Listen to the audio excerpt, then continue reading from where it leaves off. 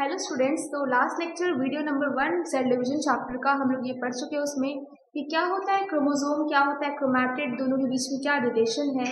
हम लोगों ने ये देखा कि कंडेंस फॉर्म जो था क्रोमैटिन फाइबर का, उसे हम कह रहे थे क्रोमोसोम, और क्रोमोसोम के अनकंडेंस फॉर्म को हम क्या कह रहे थे, क्रोमैटिन फाइबर। और ये दोनों मिल कहाँ रहा था, न्यूक्लियस के अंदर, और ये एक साथ हम क्या कह रहे थे, इसे जेनेटिक मटेरियल। तो इसके बारे में हम लोग वीडियो नंबर 1 में जान चुके हैं। और क्या पता हम लोग पढ़ लिए कि क्या होता है प्लूरिपोटेंट सेल, क्या होता है टोटिपोटेंट सेल, इसके बारे में भी पढ़ चुके हैं। अब हम लोग आज जानेंगे कुछ आगे। देखिए क्या जानेंगे आज हम लोग। सबसे पहले ये जानेंगे कि क्रोमोसोम है क्या। क्रोमोसोम होता क्या है, कि ये हम लोग जान चुके हैं कि वो uncondensed form of chromatin fibre को हम लोग कहते हैं क्रोमोसोम। बट इसका डेफिनेशन क्या होगा अगर ये पूछा जाए, तो एक बार इसका डेफिनेशन रीड करते हम लोग क्या बोल रहे हैं। The intranuclear gene bearing cell dividing fixed number rod shaped structure which become clearly visible during the metaphase and anaphase of the cell division are known as the chromosome। मतलब ऐसा condensed form chromatin fibre का जिसके अंदर पाया जाता हो gene. हम already बता चुके हैं ये कैसे क्रोमोसोम में जीन पाया जाता है। अगर ये हमारा होता क्रोमोसोम, और क्रोमोसोम के सेंटर पे हमें पता है क्या होता है, सेंट्रोमियर। और इसके अंदर अगर मैं बात करूं क्या होगा, इसके अंदर होगा हमारा डीएनए। और इस डीएनए के ऊपर पाया जाता है स्मॉल पोर्स, जिसको हम क्या कहते हैं, ये स्मॉल पोर्स को हम लोग कहते हैं जीन। तो जीन क्या है, जीन के बारे में आगे जानेंगे। लेकिन अगर बात करें कि डीएनए क्या है, तो डीएनए क्रोमोसोम के अंदर पाए जाने वाला जेनेटिक मटेरियल है। और क्रोमोसोम एक ऐसा रॉड लाइक स्ट्रक्चर है जो डीएनए और जीन को कैरी करता है। तो ये हो गया हमारा क्रोमोसोम। और क्रोमोसोम क्या बोल रहा है, that control all the cellular activities. ये सेलुलर एक्टिविटीज को किस तरह से कंट्रोल करता है, ये आगे हम लोग जानेंगे सेल डिवीजन में। ओके, नेक्स्ट क्या बोल रहा है, जीन क्या है। Gene is a hereditary unit consisting of a particular sequence of bases in DNA and specifying the production of the distinct enzymatic protein in the cell। बोल रहा है कि जीन जो है एक ऐसा जेनेटिक मटेरियल है जो डीएनए के ऊपर क्रोमोसोम के अंदर पाया जाता है। कहाँ पर, जो डीएनए के ऊपर क्रोमोसोम के अंदर पाया जा रहा है, और ये हेरिडिटरी कैरेक्टर्स को कैरी करता है। मतलब अगर हम बोले जीन क्या है, सिंपल, तो एक पापा से एक पापा मम्मी से एक बच्चे को सिमिलर दिखने के लिए जो चीज रिस्पॉन्सिबल है, मतलब ऐसा क्या है बच्चे पापा मम्मी में जो उसके बच्चे में ट्रांसफर हो रहा है, जिसकी वजह से वो बच्चा अपने पापा मम्मी जैसा सिमिलर दिख रहा है, अगर हम ये पूछे तो वो होता है जीन। जीन एक ऐसा कैरेक्टर है, ऐसा हेरिडिटरी फीचर है जो उसके पापा मम्मी से उसके बच्चे में ट्रांसफर होता है। इसे हम क्या कहते हैं, जीन। ये जीन की वजह से ही पॉसिबल है। Gene is the functional unit of DNA. अगर हम बोले कि डीएनए कहाँ था, ये अगर देखें डीएनए को, तो डीएनए बहुत सारे किससे मिलकर बना हुआ, डीएनए बहुत सारे जीन से मिलकर बना हुआ। तो इसलिए हम लोग क्या कहते हैं कि जीन जो है वो फंक्शनल यूनिट ऑफ डीएनए है। आगे देखिए जीन के बाद क्या बोल रहा है, ये होता है हमारा एक प्रोसेस जिसे हम कहते हैं सेंट्रल डॉग्मा।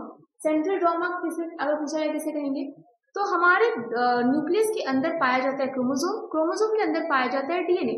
ये डीएनए अगर किसी भी तरह से आरएनए में कन्वर्ट हो जाए, एमआरएनए में कैसे कन्वर्ट होगा ये हम लोग जानेंगे आगे। लेकिन अभी सिंपल से जानते हैं क्या होता है सेंट्रल डॉग्मा। अगर डीएनए को एमआरएनए में कन्वर्ट किया जाए, इसे हम कहेंगे ट्रांसक्रिप्शन। एमआरएनए से प्रोटीन में कन्वर्ट किया जाए, इसे कहेंगे ट्रांसलेशन। और प्रोटीन को फिर एंजाइम बना दिया जाए, तो इसे कहेंगे मॉडिफिकेशन। और इस पूरे प्रोसेस को हम एक साथ क्या कहेंगे, सेंट्रल डॉग्मा। तो सेंट्रल डॉग्मा क्या है, हमारे न्यूक्लियस के अंदर जो क्रोमोसोम पाया जा रहा है, क्रोमोसोम में जो डीएनए पाया जा रहा है, अगर ये डीएनए को किसी भी तरीके से एमआरएनए में कन्वर्ट कर दिया जाए, तो इसे हम कहेंगे ट्रांसक्रिप्शन। अगर एमआरएनए को प्रोटीन में कन्वर्ट कर दिया जाए, तो इसे कहेंगे हम ट्रांसलेशन। और ट्रांसलेशन के बाद ये जो प्रोटीन बन रहा है, ये प्रोटीन को अगर हम एंजाइम में कन्वर्ट कर दें, तो इसे हम क्या कहेंगे, modification.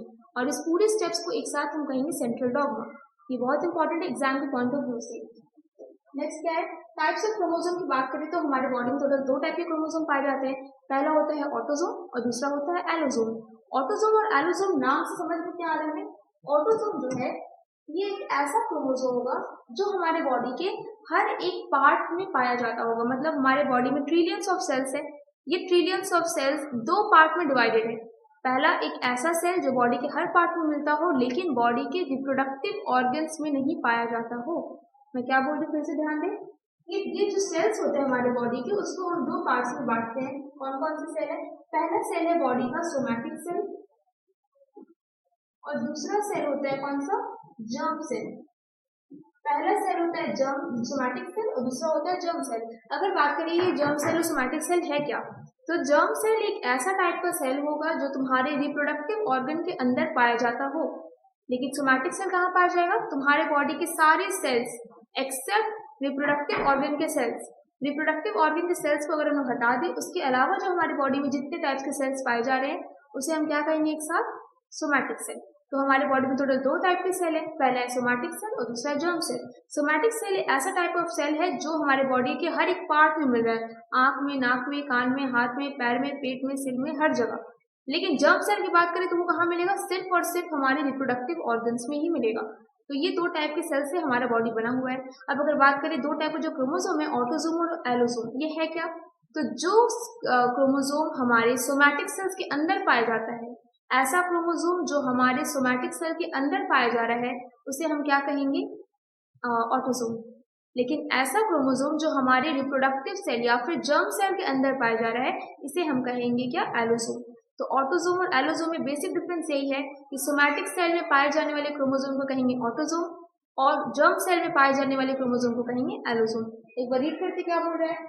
The chromosomes that are responsible for controlling all the somatic characters of the body except the sex determination are called the autosome।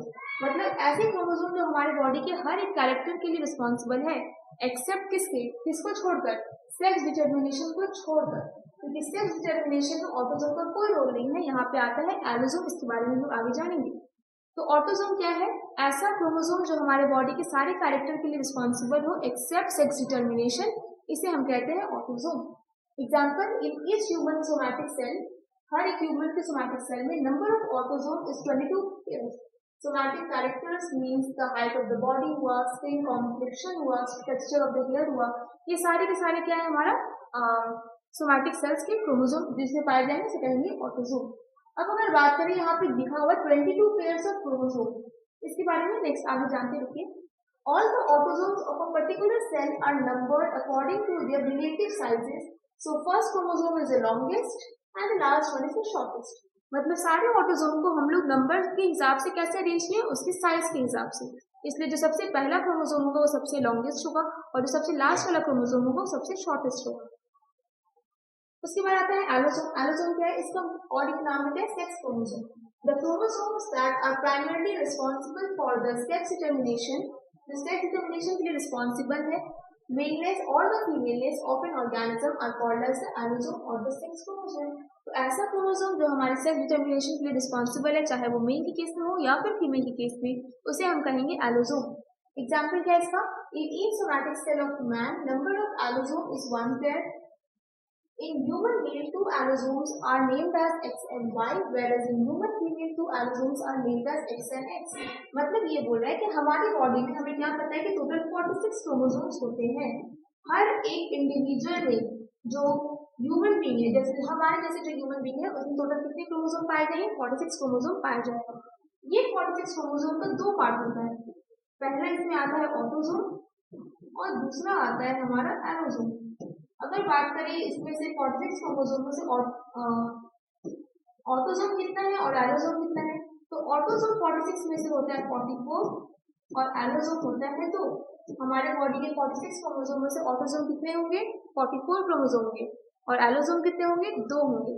अगर ये मेल का केस हुआ, अगर ये मेल का केस हुआ तो अलग होगा, अगर ये फीमेल का केस हुआ तो ये कुछ अलग होगा। क्या अलग होगा?